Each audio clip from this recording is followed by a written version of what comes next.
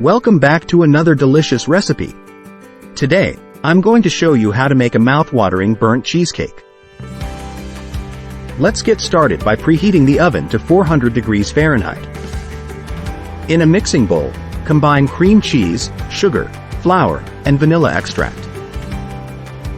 Next, add in the eggs one at a time, making sure to mix well after each addition. Now, it's time to pour the batter into a prepared cake pan lined with parchment paper. Bake the cheesecake in the preheated oven for about 25 to 30 minutes, or until the top is golden brown. Once done, remove the cheesecake from the oven and let it cool completely in the pan. The best part about the burnt cheesecake is the cracked surface, so don't worry if it looks imperfect.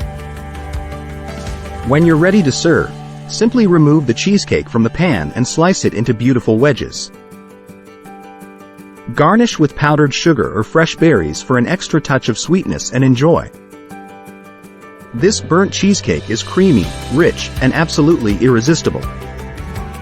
Now you can impress your family and friends with this unique and delicious dessert. So, what are you waiting for? Go ahead and give it a try. I guarantee you won't be disappointed. Happy baking!